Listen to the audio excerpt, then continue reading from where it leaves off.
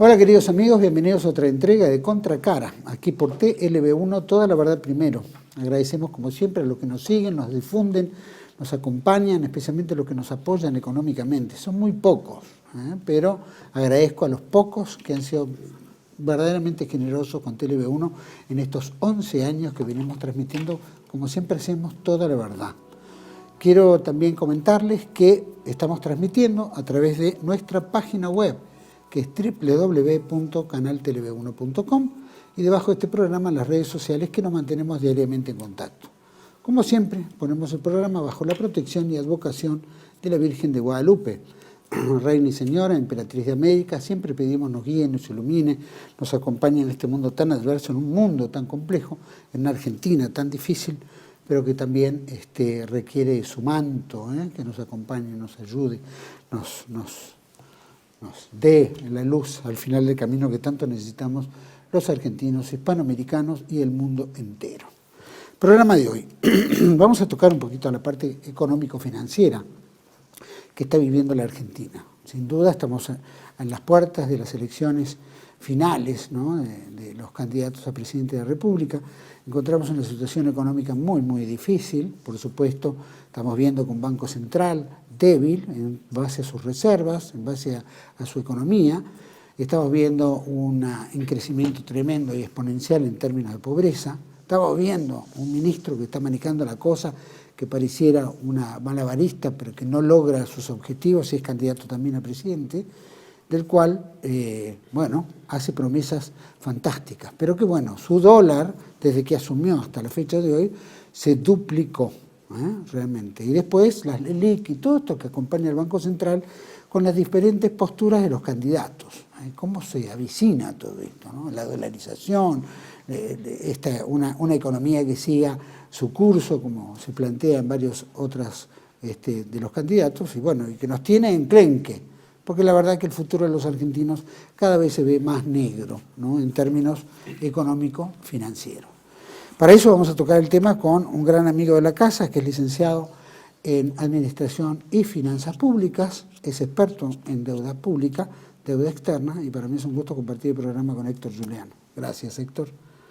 Gracias a vos por la invitación y saludo a los oyentes. Un placer tenerte, empecemos por ahí, porque nos gusta tener cada mes, ¿no?, tener una evaluación general. No, en este caso vos lo estabas diciendo, hay una razón inmediata. Estamos en la recta final de un show electoral que no sabemos si en caso de balotaje se va a prolongar otras 3 semanas más, pero dentro de lo que estamos sufriendo dentro del show político, el problema es qué ocurre con el trasfondo financiero. Exacto. Porque vamos al punto de la cuestión. La Argentina está sufriendo hoy uno de los saqueos financieros más grandes de su historia. Eso está ocurriendo aquí, ahora, mientras nosotros estamos hablando y mientras la clase política se dedica a distraer la atención pública haciendo cualquier payasada. Incluso el candidato Milei se gasta hablando de la casta política, pero no dice nada de la casta financiera, que es la que verdaderamente rige el país, ¿no? Claro. O sea, siempre ese manejo electoral.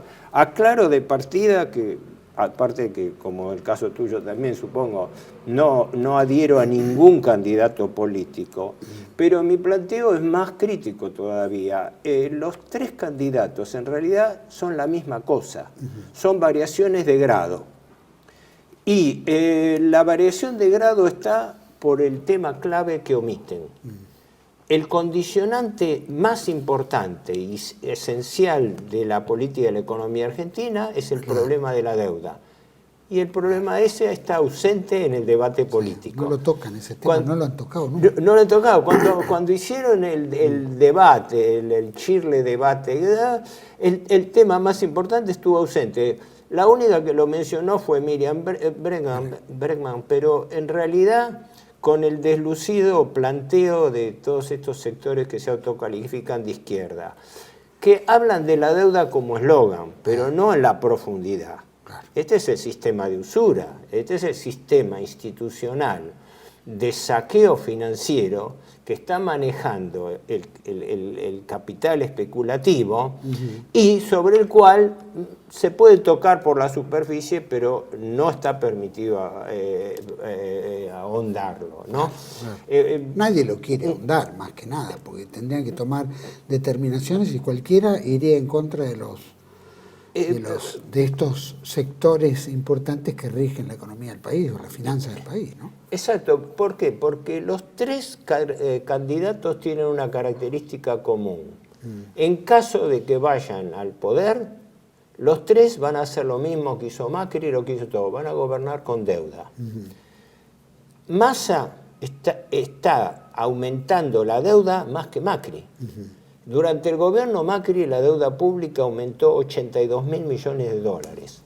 En lo que va de este gobierno, prácticamente ahora, el aumento de la deuda es 120.000 millones de dólares, más que en la época Macri. Es decir, los mismos que se lamentan de la herencia recibida de Macri por el Fondo Monetario han aumentado y siguen aumentando la deuda más que el propio Macri. 80.000 millones por el lado del Tesoro y otros 40.000 millones por el lado de la deuda cuasi fiscal del Banco Central a través de las letras de liquidez LELIQ. Ahora, el candidato Massa está colocando deuda a un ritmo de, 2 licitaciones por mes, pero hace unos meses las colocaciones de deuda eran superiores a 1 billón de pesos por mes, que eran renovación total y toma de nueva deuda, por lo cual se utilizaba la engañosa expresión de que rollover positivo, una expresión perfecta para que la gente no entienda nada. No la vueltita para... Rollover quiere decir renovación, sí. Y positivo es positivo porque toma más deuda de la que vence. Claro. Porque nos prestan. Porque nos prestan. Te doy un dato que creo que lo bajé porque es la última licitación, pero es nada más que una muestra. Pese a la crisis que parece que el país se viene abajo, que todos los comentaristas televisivos, radiofónicos, hablan de una crisis terminal, uno dice, el país está paralizado sí, por estos capitales financieros, pero nadie metería un peso en la Argentina, ¿no? Claro. No, el día 12 de octubre, la última licitación, el gobierno necesitaba renovar 177.000 millones de pesos. Le ofrecieron 511. Y tenía que renovar 1.500 millones de dólares de deuda que le vencían. Le ofrecieron 2.400. Entonces, ¿en qué quedamos? Los acreedores financieros comen vidrio. Es decir, comen vidrio. Es decir, en este momento vos tomás cualquier comentarista, te da un panorama catastrófico. Sí, es catastrófico y es catastrófico por la deuda. Pero resulta que los dueños de la deuda cada vez están poniendo más deuda en el país. ¿Cuál es la diferencia de lo que se llevan? ¿Cómo? ¿Cuánto se llevan en base a todo lo que están poniendo? Bueno, las tasas de interés tanto del Tesoro como del Banco Central están batiendo récords. Son 100 el Banco Central acaba de aumentar las tasas de interés de las LELIQ, que son la tasa de política monetaria, del 118 al 133% anual. Cuando vos hablás, aclaremos para los oyentes, pero es elemental, cuando vos hablás de tasas superiores al 100%, quiere decir que en un año estás ganando de intereses más que el capital. Claro. Pero esa tasa de interés es tasa de interés nominal. La tasa efectiva, que es la que es producto de la capitalización de intereses, que es la que realmente cuenta, es decir, como un plazo fijo, te vence el plazo fijo y vos no retirás el interés, sino el interés lo recolocás. Sí. Claro. Haces anatocismo, el anatocismo es usura pura, capitalizás intereses. La tasa de interés efectiva se fue a 255% anual. Repito, 255% anual. Quiere decir que los fondos financieros que son acreedores del Banco Central, en un año se llevan por intereses 2,5 veces el capital. Y el capital permanece para devengar otro tanto en el periodo siguiente. Así que eso es el saqueo financiero más grande que ha tenido la Argentina. Se supone que cuando es eso hay un riesgo.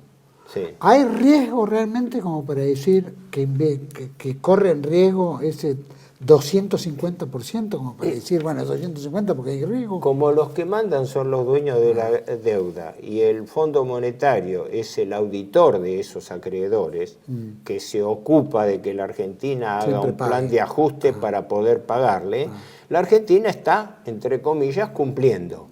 Lo único que está cumpliendo pagando deuda con más deuda. O sea, usura pura. Acá no hay descuento neto.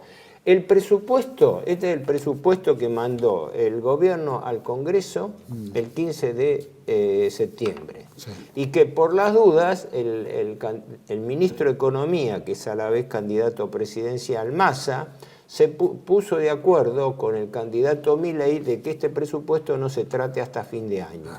Lo cual quiere decir que en las 2 semanas siguientes a las PASO, Massa tomó unas 38, 40 resoluciones distintas que afectan el presupuesto y no están reflejadas acá.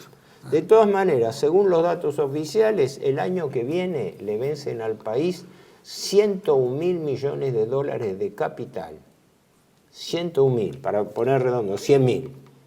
Y está previsto que se tomen otros 32.000 millones de deuda nueva. Por lo cual el país tiene que salir a pedir en un año 133.000 millones de dólares. Y no tiene un dólar partido por la mitad. Y para eso tiene que pagar 7 billones de pesos de interés, 14.500 millones de dólares en el año. Por eso tenemos déficit fiscal. ¿Y el resto? Ese 38.000 va a recibir en adelanto, o llamémoslo, en préstamo. ¿Y la otra diferencia de dónde sale? ¿Cuál otra diferencia? De los 100.000 millones. Es renovación pura, hasta el último centavo de capital que vence, esa es la técnica de la deuda perpetua, hasta el último centavo de capital que vence, rollover, es decir, renovación total, retiro el bono viejo y entrego el bono nuevo, obviamente pagando cada vez más intereses. Ese es el estado de criticidad que lo hemos hablado con vos muchas veces, que no ha variado. Hace 46 años, desde el año 1976, que la Argentina está metida en esta trampa de deuda perpetua, donde se toma deuda y se renueva permanentemente y se agrega más endeudamiento. Y la tasa de interés cada vez es mayor. Tasa de interés del 255% efectivo anual. No se pagan en ningún rincón del mundo. La Argentina es el paraíso fiscal de los capitales especulativos del mundo. Tanto es así que los principales acreedores no son el chiquitaje de los depositantes argentinos, son grandes fondos de inversión que han entrado al país, se han metido en pesos, a través de esos pesos se han depositado en bancos y los bancos son los que compran con ese dinero las LELIQ. Esto se está produciendo. Por eso el gobierno, todos los gobiernos, pero el actual gobierno que tanto cacarea, es cómplice de esos acreedores porque los mantiene en el anonimato. Resulta que por el lado del Tesoro, la deuda actual, calculándolo sobre bases oficiales, está en el orden de los 412.000 millones de dólares, de los cuales el año que viene le vencen 100.000, según las estimaciones más optimistas, si es que estos datos son ciertos. Y por el lado del Banco Central debe otros 100.000 millones de dólares, de los cuales unos 64 están constituidos por LELIQ. Esas LELIQ están en pesos, ¿no? Son 22,5, prácticamente 23 billones de pesos de stock de LELIQ.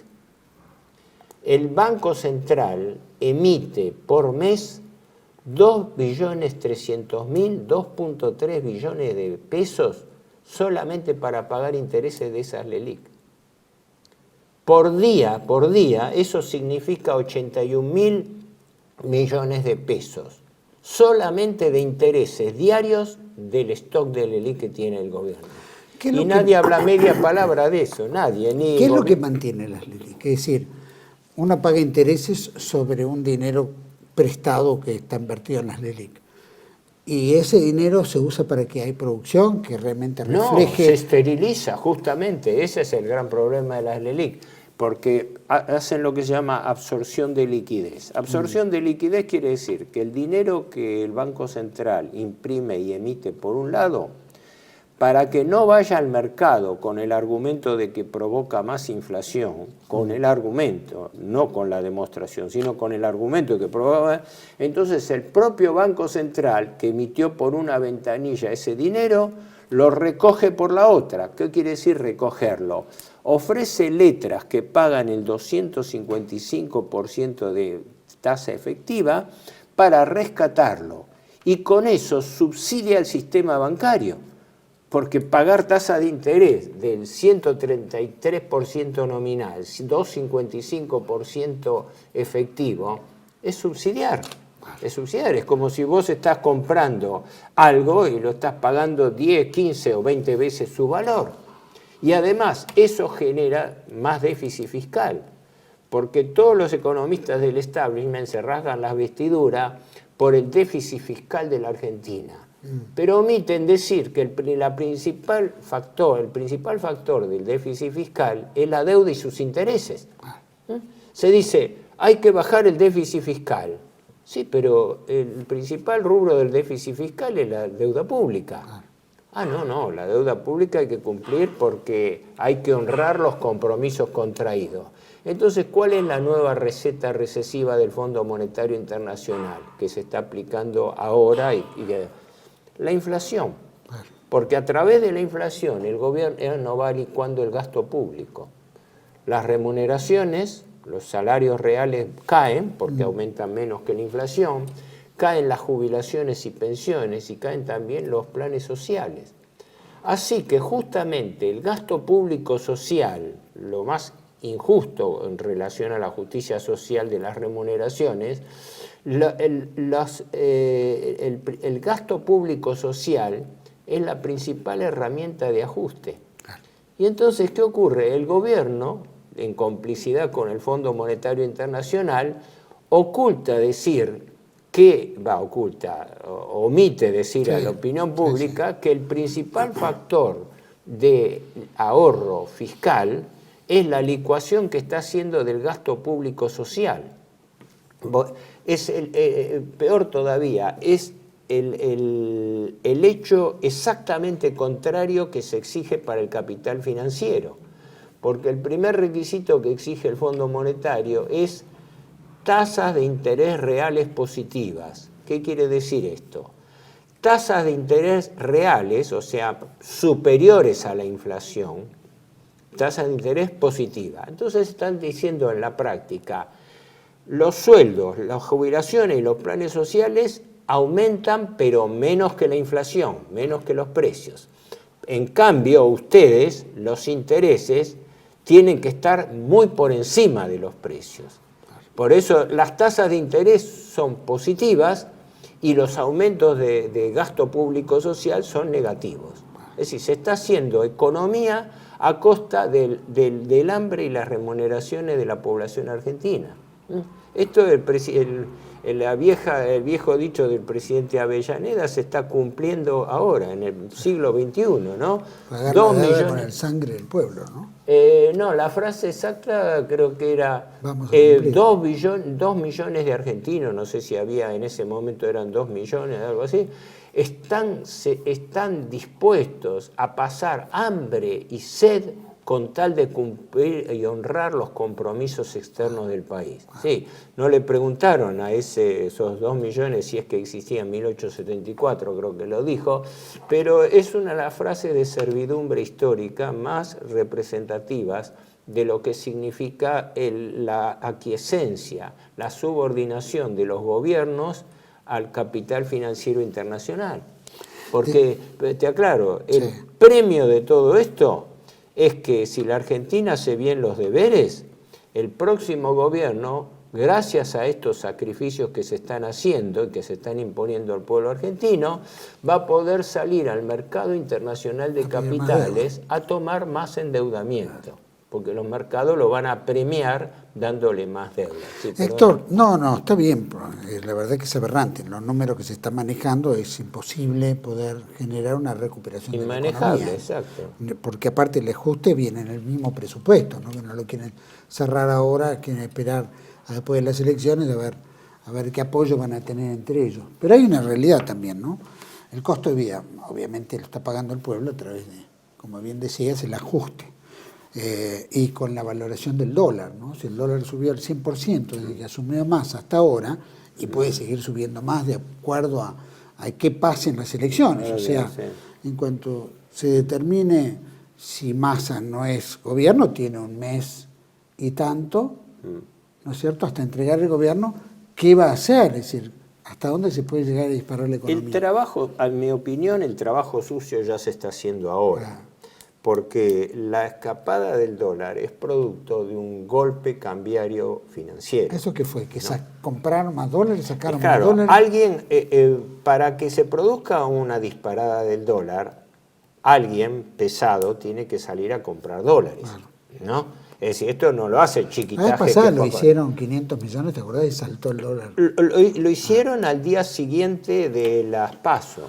Sí, pero anterior el también, ministro Massa, el 28 de julio, firmó un acuerdo con el Fondo Monetario que se acordó mantenerlo en secreto en cuanto a sus cláusulas de devaluación hasta las PASO del 13 de agosto. El 14 de agosto, al día siguiente, el gobierno devaluó 22%, que era lo que le exigía el Fondo Monetario.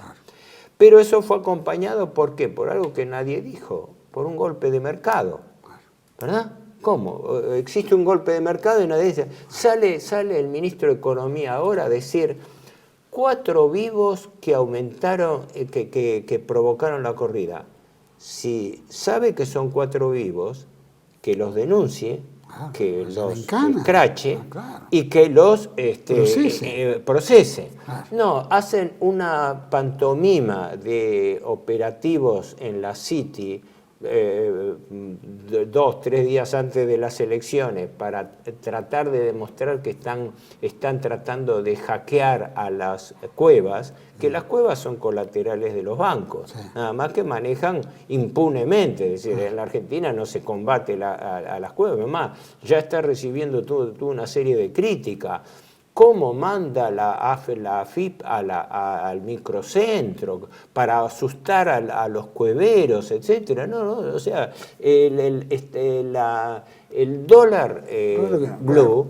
Tienen que pertenecer a los bancos, evidentemente, para que los bancos no se quejen, porque si no sería el negocio de los bancos. La versión que yo he tenido siempre es que, no todas, ¿no?, pero las principales cuevas son ventanillas laterales de los bancos. Claro. Lo que no venden por derecha, lo venden por izquierda. Claro. Pero eso hay que demostrar, y eso hay que investigarlo y hay que digamos, reprimirlo. Sí. El gobierno, en cambio, no. El gobierno es socio es decir, pacta con esos sectores. Porque si no, lo primero que haría es los blanquearía. ¿Cómo puede ser esto? El gobierno debe 412.000 millones de dólares por vía del Tesoro y no sabemos quiénes son nuestros acreedores porque el gobierno los mantiene en secreto. Nunca ha hecho, lo hemos hablado 20.000 veces eso, nunca ha hecho un censo de acreedores. ¿Cómo? Vos debés 412.000 millones de dólares y no te preocupás quiénes son tus acreedores. Entonces, una pregunta de inconsistencia básica. ¿Y entonces con quién negociás cuando reestructurás la deuda? Quiere decir que a los acreedores los conocés. Lo que pasa es que por un acuerdo de partes se mantienen en secreto. El Banco Central hace exactamente lo mismo con las LELIQ. Debe 23 billones de pesos de LELIQ, pero no dice, ni siquiera da el ranking de los bancos compradores de esa LELIQ.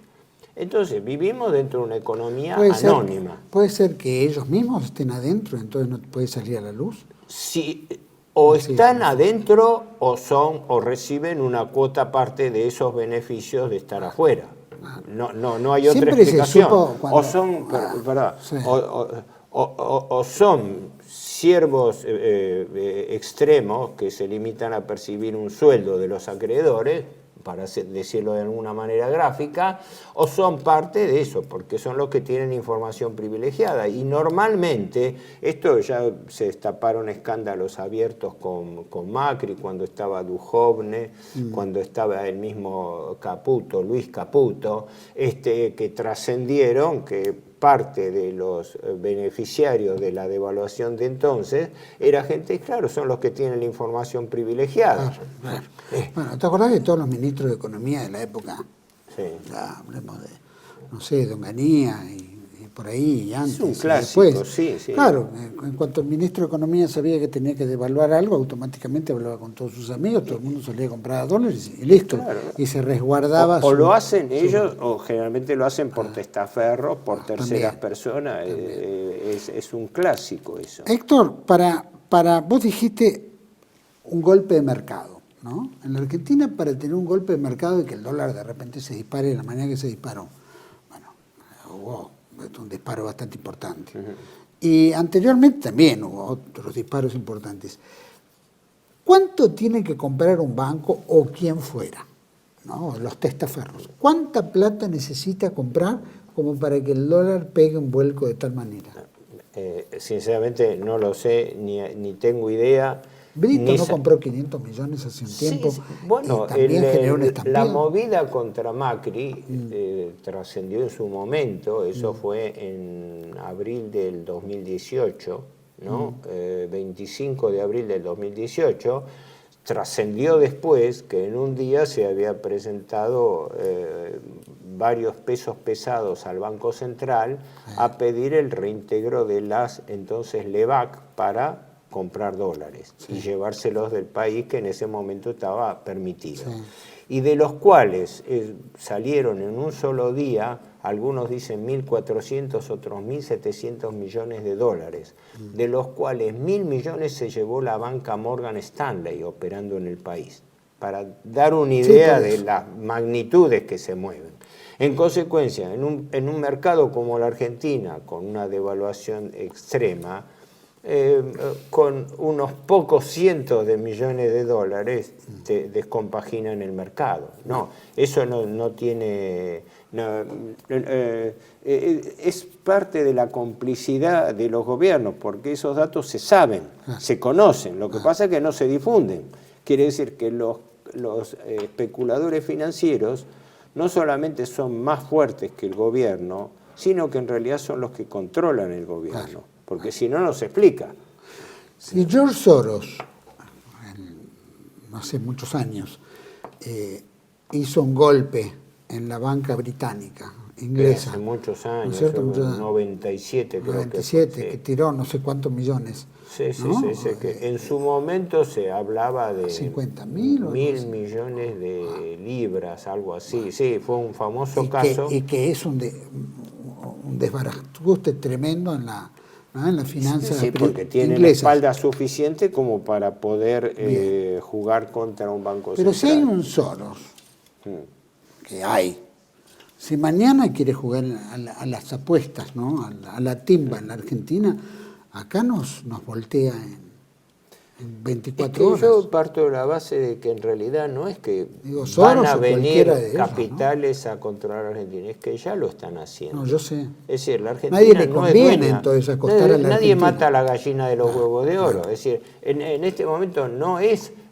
hay veces que yo digo... O sea, si alguien quiere arreglar la economía, sí lo hacen.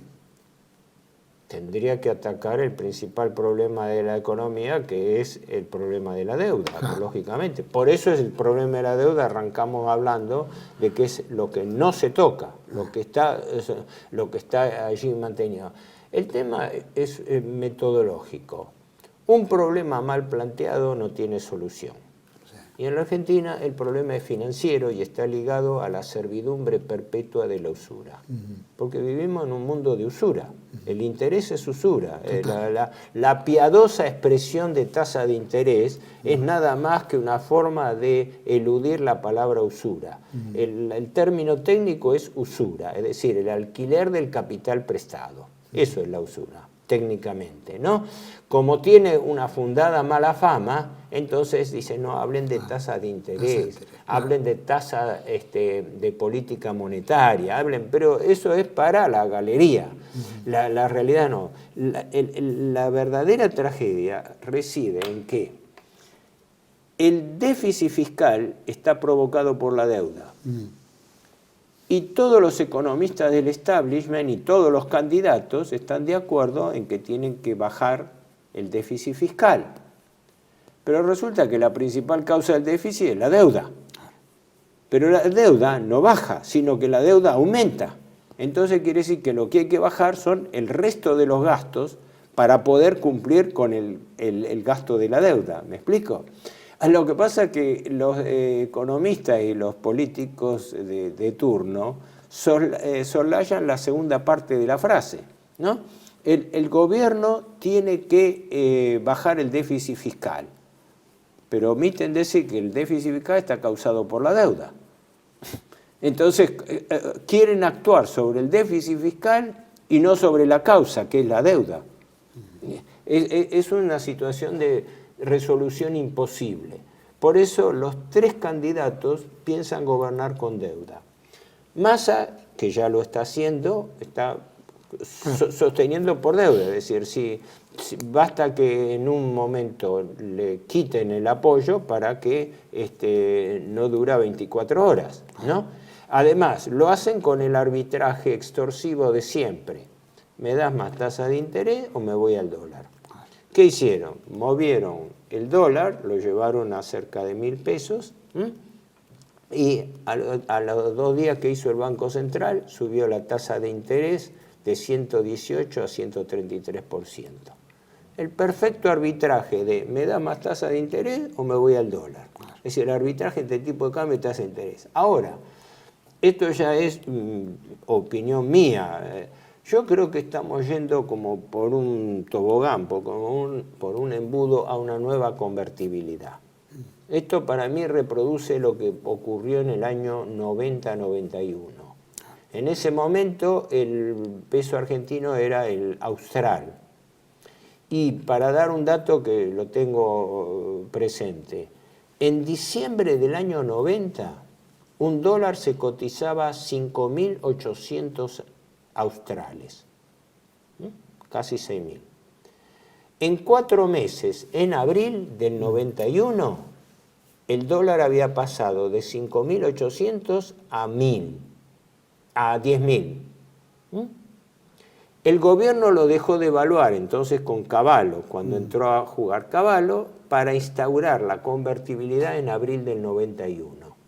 Quiere decir que primero dejaron devaluar el dólar, primero fueron devaluando el dólar, dejando que el dólar paralelo, como ahora el blue, se adelante para blanquear, para hacer el trabajo sucio y después instaurar un valor de conversión del dólar como una nueva convertibilidad. Y creo que lo que estamos viendo ahora es que están preparando, cualquiera sea el candidato, porque el libreto está escrito y los candidatos son los que se pelean para protagonizar el libreto. Pero el libreto, cualquiera que vaya, está escrito. ¿Por qué digo esto? Si Massa asume con esta devaluación que está haciendo, este trabajo sucio que está haciendo para dejar que el dólar se dispare al orden, lo están apuntando, al orden de los 1.000 pesos, ¿no? 2.000 pesos. Algunos hablaron de que podían llevarlo a 2.000, pero lo concreto es que hoy en día el paralelo blue, que depende del contado con liquidación, está creo, en 980, cerró 935, pero está jugando en ese valor. Llega a 1.040. Sí, pero llegó a pasar. Si asume Bullrich-Melconian, Melconian está proponiendo un bimonetarismo formal, o sea, que el peso y el dólar circulen con la misma libertad legal. Lo cual implica que como la Argentina no tiene dólares, ¿de dónde van a salir esos dólares? De más endeudamiento. Y si asume el candidato Milei, directamente dolarización directa. ¿Pero de dónde van a salir esos dólares? El asesor económico de Milei, Darío Epstein, lo calcula en 40.000 millones de dólares lo que el país tiene que pedir prestado para poder hacer la dolarización de la economía. Ergo, los tres candidatos piensan lo mismo, gobernar con deuda. Uno lo está haciendo ya, porque una de las cuestiones más perversas que ha hecho el ministro candidato Massa en este último año es dolarizar la deuda en pesos. De los 412.000 millones que debe el Tesoro, el 35% está en pesos y el 65% está en moneda extranjera. Lo que hizo Massa desde que asumió fue respaldar e indexar la deuda en pesos por tipo de cambio. O sea, dolarizó la deuda en pesos. Los bonos se emiten con cláusula dual. Se ajustan, se indexan por tipo de cambio, dólar, devaluación, o por inflación, tasa SER, el que sea más alto. Así que el acreedor no pierde nunca. El acreedor está cubierto. Si el dólar sube más que los precios, ajusta por el dólar. Y si no, al revés. No pierde nunca. Es la economía indexada en favor del acreedor financiero. Mientras que todo el mundo está perdiendo por eso, porque se está robando, ¿verdad? Se está robando a la gente mensualmente. Cuando los precios aumentan 12.7% en septiembre, quiere decir que a todos nosotros nos han robado en un mes 12.7% de nuestros ingresos, ¿verdad? Totalmente. Mientras que en cambio el acreedor financiero tiene el privilegio de que a él le indexan la deuda por el 12%. Claro, inmediato. Vamos a ir a un pequeño corte. Volvemos enseguida y quiero decir cómo, vos decís, se van a implementar todas estas, no tipo de cambio, pero reajustar y casi todos están con la bimoneda o dolarización, ¿no? Quiero que me cuentes en qué tipo, ¿no? Va a haber otra moneda, es decir, se llamará peso de otra naturaleza como el otro, como una vez peso argentino, ley 1888, es decir, ¿cómo se da ese proceso como para decir, no muestren billetes de 10.000, de 20.000, 50.000, como pasó con el austral, ¿no? Vamos a un pequeño corte y volvemos enseguida con Héctor Giuliano. Este tema, tremendo, las finanzas y la economía argentina, ya volvemos. Bienvenidos a CEPA, Centro de Estudios del Pensamiento Americano. Nuevo sitio web de cursos de formación en política, filosofía, historia, literatura, geopolítica, religión, psicología y más. Cursos de formación que reflejan el verdadero pensamiento americano. Lo invitamos a elegir el curso de su agrado ingresando en www.cepa.la.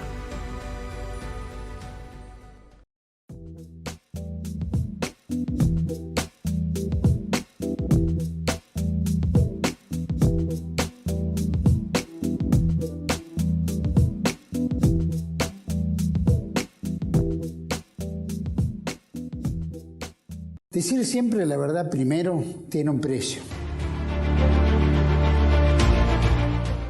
Dependemos de tu ayuda.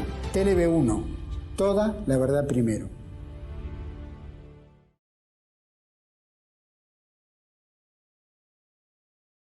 Bueno, estamos en este segundo bloque con don Héctor Giuliano, desmenuzando este tema, ¿no? Había quedado en el bloque anterior un poco el tema de, dijiste, vamos a entrar en una especie de convertibilidad, todos lo tienen planteado de alguna manera. Milei dice, no, vamos a traer dólares, esto va a ser dólar puro, no va a haber otra denominación.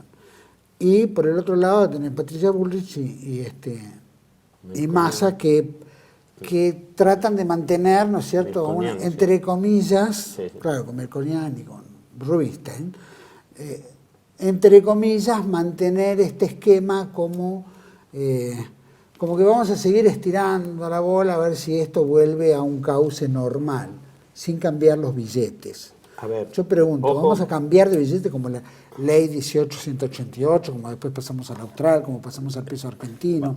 En fin, eso ya, ¿cómo lo ves? Eso me excede porque nadie puede saber Los mercados no son libres. Los mercados dependen de los grandes grupos económicos y financieros que los regulan.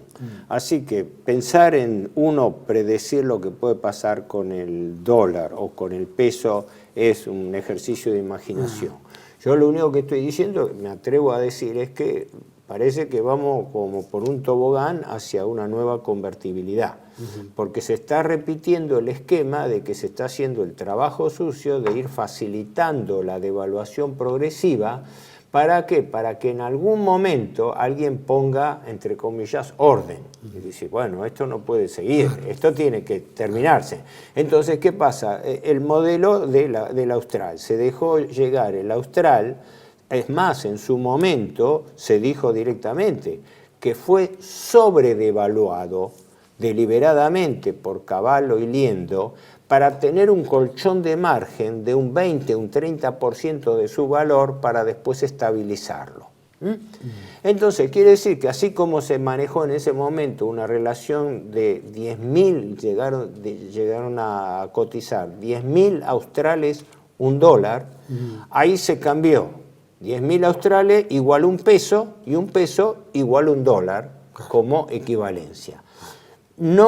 Para mí no es raro que se esté pensando en un esquema parecido, porque los tres candidatos, la única forma de estabilizar que cuentan es ¿con qué?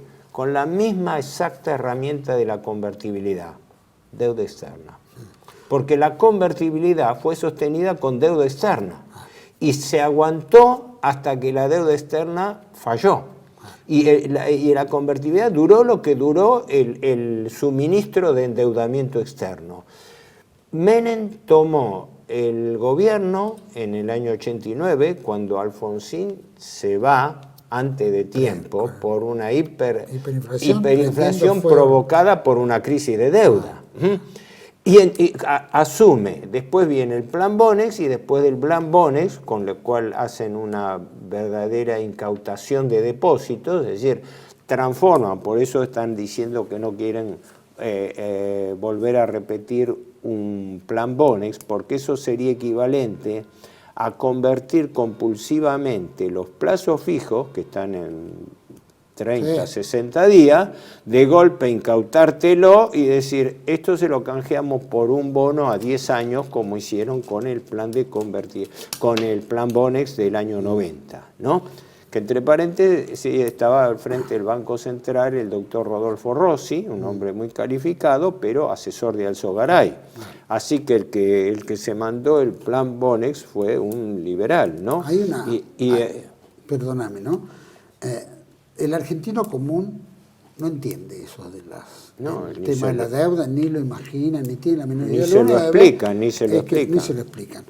Yo quisiera que veamos un poquito un programa que hubo hace muchos años, Tato Bores, que tenía un programa en televisión, que contaba un poco el tema de la pérdida de ceros de los billetes, como para después seguir este tema hoy en día.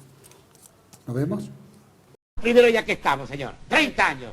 30 años bancándose 16 presidentes y 37 ministros de Economía que se lo pasaron diciendo, esta es la crisis más grande que está sufriendo el país, hay que reducir el gasto público, hay que laburar más, hay que invertir en el IPA. Mientras tanto, quiere que le diga una cosa, mira, este peso moneda nacional, le arrancaron 2 ceros con este otro peso, ley 18.188, a este le arrancaron 4 ceros con este otro peso argentino, y como si esto fuera poco, le sacaron 3 ceros más con este peso, con este austral. O sea que le estirparon 9 ceros a este pesito de acá adelante. Como este austral equivale a 1.000 millones de pesos moneda nacional. Y como en aquel entonces se compraba con 83 pesos moneda nacional, $1, este austral equivale a 12 millones de dólares. Lo cual parece un chiste si no fuera una joda grande como una casa. Pero yo todavía...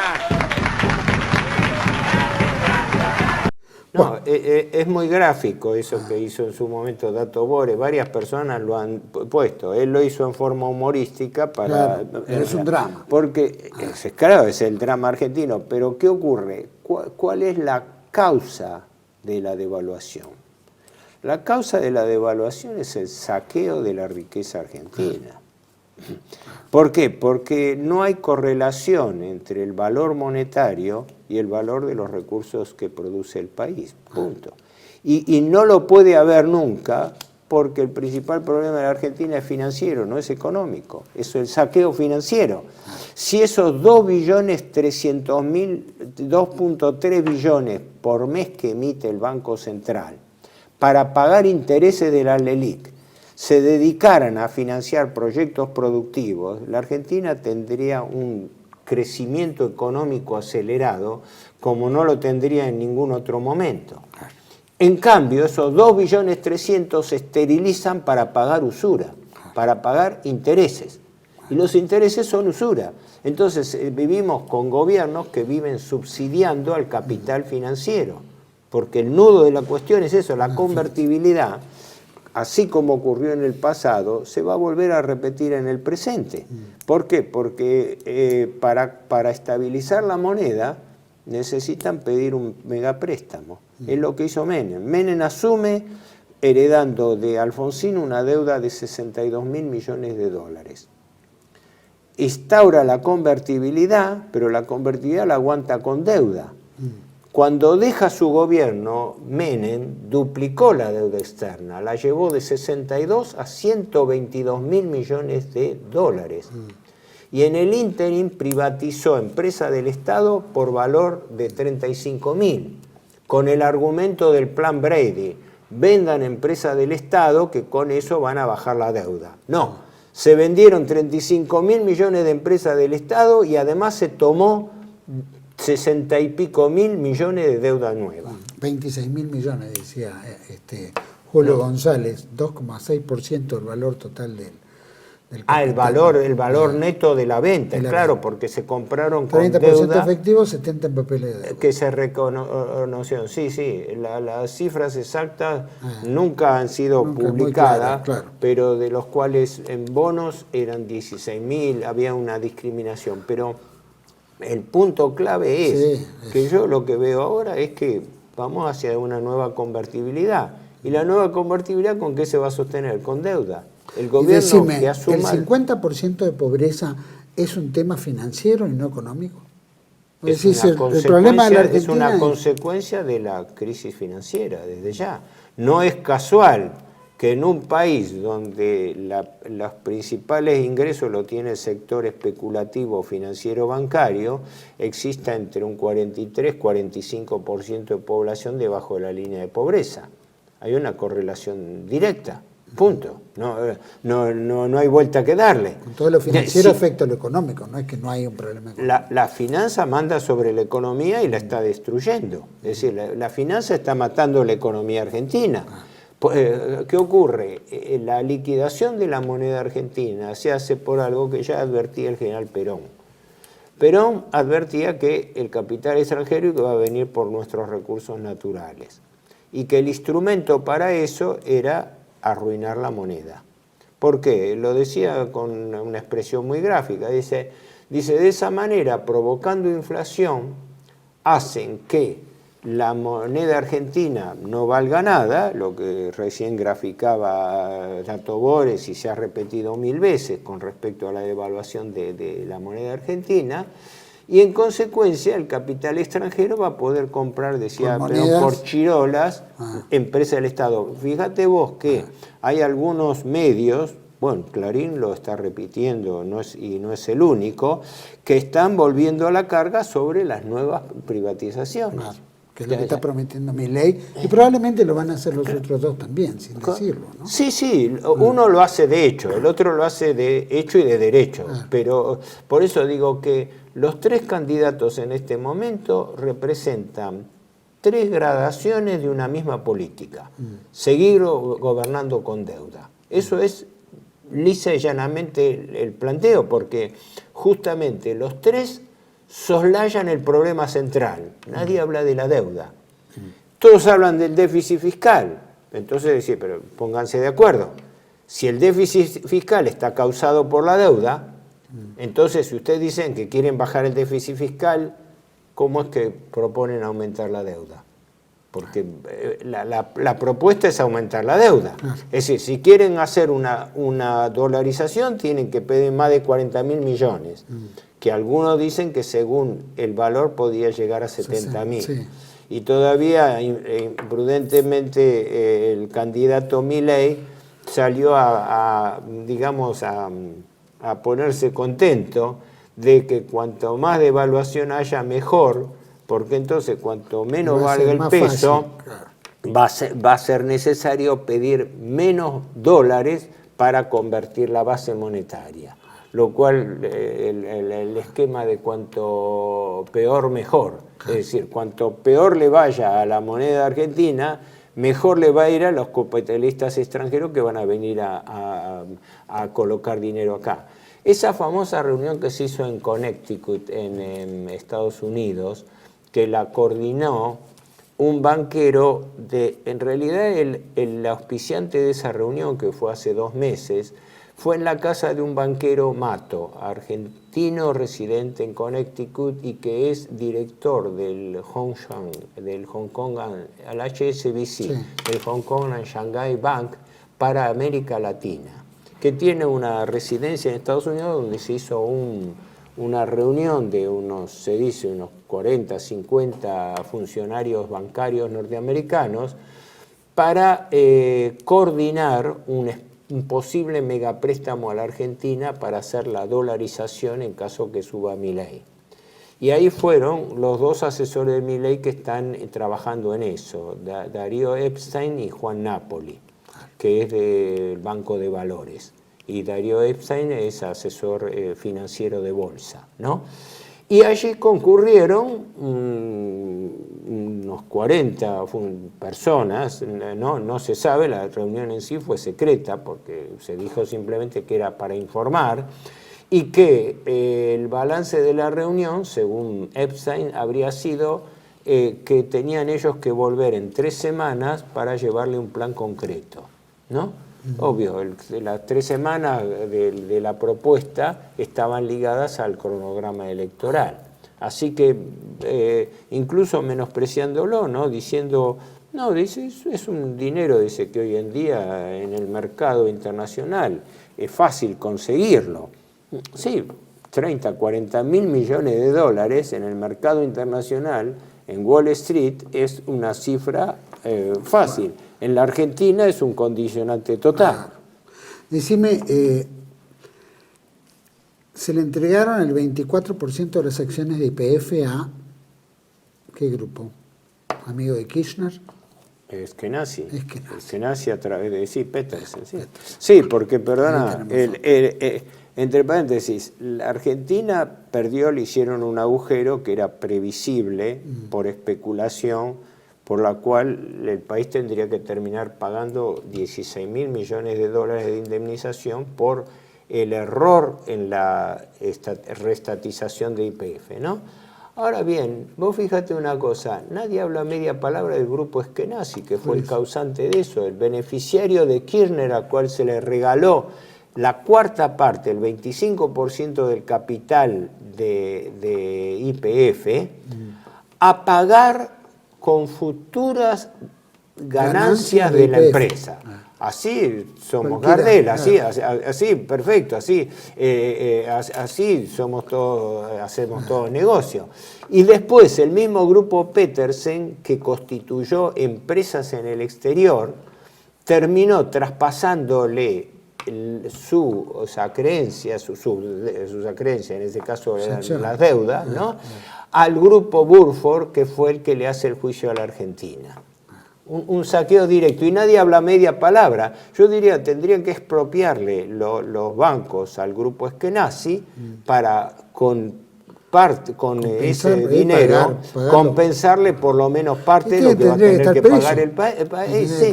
Sí, pero acá se habla de los hechos, pero no de los personajes que fueron causantes del hecho. No. Hay tanto para contar en eso. Explícame, especialmente para la gente, ¿no? Sí, nosotros tenemos billete de mayor denominación, 2.000 pesos, frente a una inflación. Ahora sí. Una inflación de él, bueno, estamos al 12%.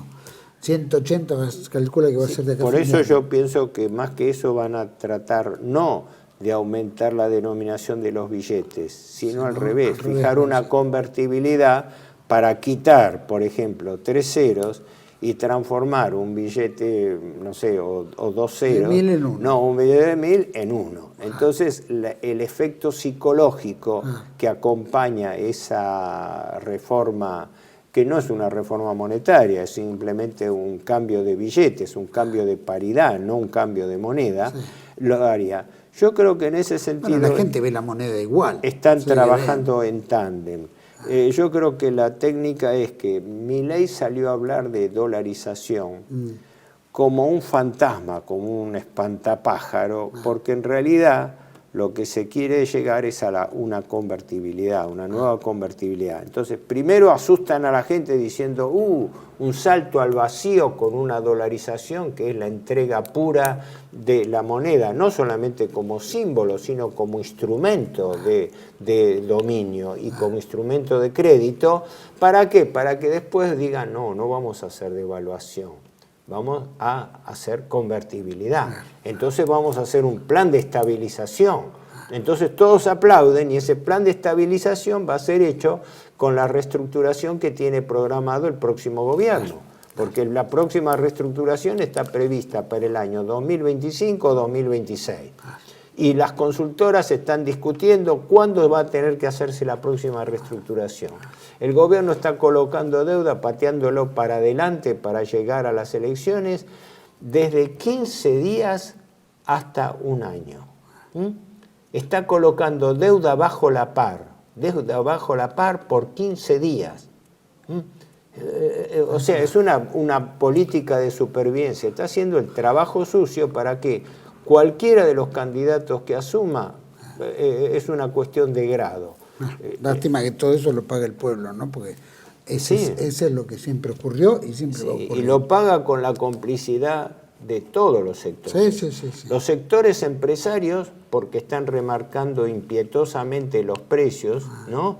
Y prohibiendo el control de precios, porque cuidado de hablar de control de precios, eso está prohibido. Los sindicalistas que se callan la boca mientras le están bajando los salarios reales. Yo siempre digo, si hubiese un sindicalista que quisiese defender realmente el interés de los trabajadores, ¿sabés qué haría? Una sola medida, pedir que los salarios se paguen semanalmente. Claro. ¿Por qué? Porque en un mes te robaron 12 y pico %. Entonces, señores, que si los precios aumentan diariamente, que los salarios se paguen semanalmente.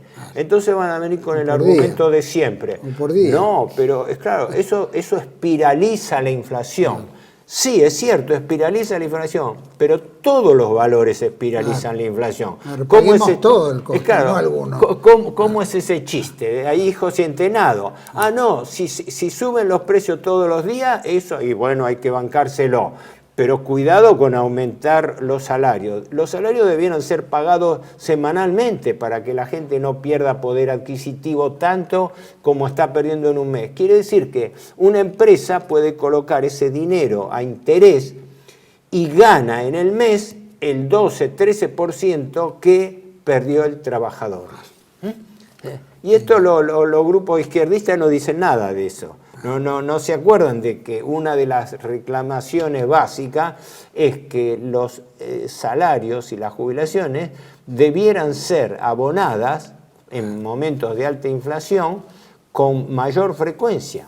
Y si se asustan de que eso espiraliza la inflación, todos los costos espiralizan la inflación. No solamente. Acá el principal costo que genera la inflación es el costo financiero, la tasa de interés. Con el doctor Julio González lo hemos hablado y él lo dice sentenciosamente. La tasa de interés es el principal factor de inflación. Y vos fíjate que es el que está soslayado totalmente. Acá nadie dice, todos hablan de del gasto público y nadie habla de la tasa de interés, del costo financiero del robo por el otro lado, que eso sí, no lo van a hablar nunca. Héctor, bueno, creo que hemos tocado el tema, vamos a tocarlo después de que las elecciones, a ver cómo viene todo el panorama. Sí. Te agradezco por haber venido. Lástima No, que, bueno, ya tenemos- perdoná quizás No. el desorden de la exposición. Acá el único balance preliminar es esto. Toda la clase dirigente, esto no es cuestión de la casta política, toda la clase dirigente está supeditada al poder del capital financiero. El que manda en la Argentina y en el mundo el capital financiero, y las cosas se están acomodando políticamente a ese capital. Es el cumplimiento de la famosa frase, la apotegma de Spengler, escrita hace un siglo, en La decadencia de Occidente. La democracia es la forma política del poder del dinero. Y los dirigentes políticos simplemente son los protagonistas que se pelean para ser protagonistas de un libreto que está escrito. El libreto es el mismo. Los candidatos lo único que se pelean es para ser protagonistas de ese libreto. Y cuanto antes hagan el trabajo sucio de acelerar devaluación, aumento de tasa de interés, mejor, porque después el que venga se va a presentar como pseudoestabilizador de la situación. Es una película que ya la vimos, pero por desgracia se repite. Muchísimas gracias, Héctor, porque la verdad que has hecho el cierre con eso. Gracias por la brillante invitación. No, nos veremos dentro de pronto para poder avanzar en qué es lo que viene después, ¿no? ¿No? Ahora cuando empiecen primero la convulsión hasta que asuma alguno. Sí, sí. Depende de quién va a haber mayor o menor convulsión social. Sí. Y después habrá que ver las medidas mejor, en enero. cuanto más alboroto haya, mejor. Más ganancias especulativas. Seguro. Te agradezco muchísimo. No, Gracias, gracias, Héctor. Contrario. Bueno, todos ustedes tan claros lo ha dicho, ¿no? Intereses del 135 al 250 de acuerdo, ¿no es cierto?, a los intereses que se pagan por el LELIQ, por la deuda, ¿no? El dólar, el valor del dólar, ¿no? El que la Argentina no es un problema económico, sino financiero, que es lo que arrastra la economía, obviamente. Y después, este dólar que pega todas sus especulaciones, como bien decía el gobierno, hay 4 vivos, pero no dice quiénes son los vivos. Seguramente ellos son los vivos que están adentro. Y como todos los vivos amigos del poder, ¿no?, que son los que especulan y viven a costa de los de abajo. Usura, el mayor pecado, condenado por la cristiandad desde hace 2000 años. El mismo Cristo echaba a los usureros, ¿no es cierto?, del templo, por la usura, los banqueros, famoso banquito. Y esto es lo que no se toca, y esto es lo que justamente es la guillotina de todos los argentinos, ¿no? Ahora vamos a elegir los próximos verdugos, 22 de octubre. Habrá que ver cómo reacciona el pueblo argentino, a ver si estas cosas van a seguir su curso o vamos a poner, ¿no es cierto?, algún costo en algún momento, ¿no? Esperemos que sea lo menos dramático posible y ojalá que, bueno, despertemos para ver qué otra cosa se puede hacer, porque esto tiene que cambiar. Nos espera otra entrega de Contracara, aquí por Tele 1. Toda la verdad primero. Gracias.